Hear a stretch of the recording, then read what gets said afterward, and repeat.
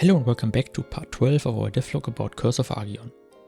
Before we start, if you like these kinds of devlogs, please consider to subscribe, hit the like button and leave a comment when you have some improvements or feedback for us. We also now have a Steam page for Curse of Argion, so make sure to check it out, to follow us and to put it on your wishlist. Since the last part, a lot of things have happened and we have completely reworked the room concept of our game again. Last time we presented these rooms to you. The idea was to design only one basic room per stage and then fill it with different traps and decoration, instead of designing, for example, 20 different rooms like with our old room concept. The main reason for this was that we could make much faster progress with this concept, because for 10 stages we would then only have to design 10 room layouts instead of 200 different layouts.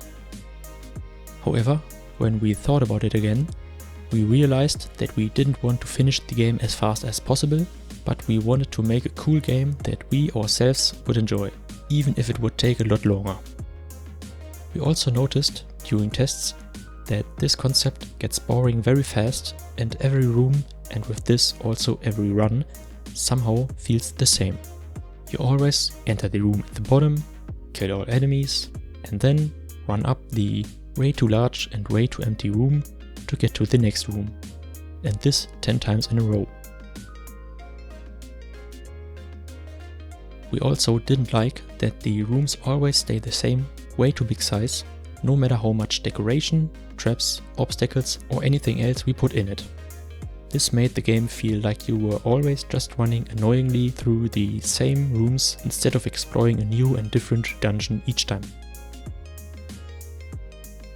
And that's why we have decided to take a different path again in terms of design. Or rather, not a new way, but to return to one of our older designs. Some of you may still remember this room design, which we had already presented to you a few devlogs ago. At that time, we still had the concept that we create like 20 plus different rooms per stage and design each room individually, and therefore we are now returning to this concept.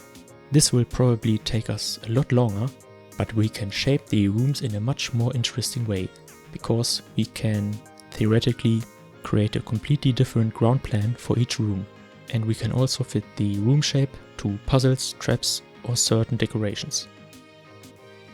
Also, in the end, we like the old design better than the new one, because it feels much more like being in a dungeon than the new rooms. The only thing we will probably keep from the new design are the boss rooms, because they look a lot more impressive and like boss rooms than the old design. That was only one part of our big update. We also reworked the entire room generation and completely rebuilt it. We didn't like that the rooms were always generated in front of each other, so we always had to enter the room at the bottom and leave it at the top to be teleported to the next room. Therefore, we have now taken the approach of not generating the rooms in this way, but as a proper connected dungeon with corridors between the rooms. This gives the player the feeling that they are exploring a dungeon and not just being teleported through 10 rooms. Here is a little insight of how our rooms were generated before and how we do it now. The rooms all have a size that we specify in 0.8 by 0.8 tiles, such as 40 by 50 tiles. With this, we had always just generated the next room at the position of the previous room, plus half of its height, plus half of the height of the previous room, plus 10 as a small buffer. And because we always teleported the player from one room to the next, we didn't have to worry about corridors between rooms. So far, this was not really much, but since we now want to generate a continuous dungeon, the whole thing became a bit more complicated and we had to reprogram the whole thing again from scratch. Our first approach was to give the rooms a trigger collider and look for each generated room for one frame if there is a collision with another trigger.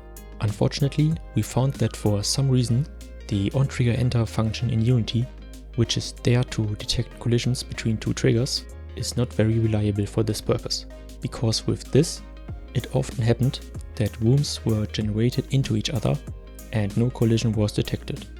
Even if we waited longer than 1 frame or moved the room inside the trigger a little bit, no collision was detected.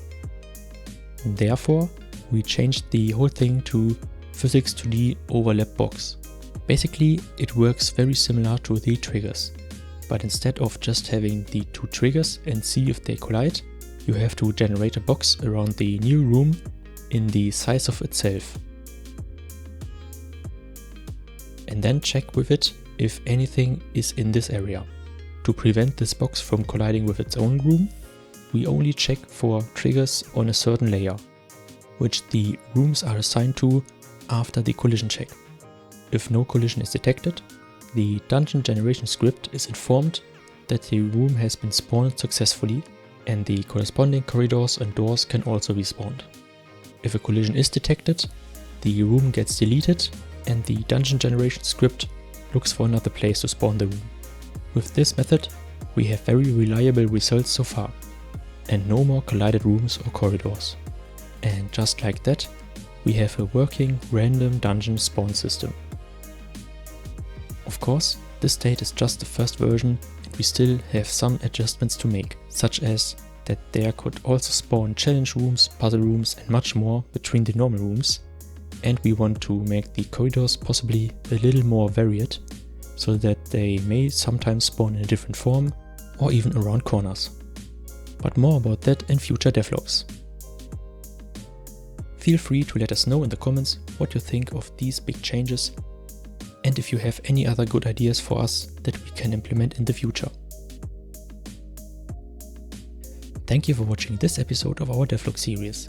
If you liked the idea of our game and you want to support us while developing it, you can subscribe to our YouTube channel, follow us on Twitter and Instagram, and wishlist Curse of Argion on Steam. So as always, have a good day and I hope to see you in our next video.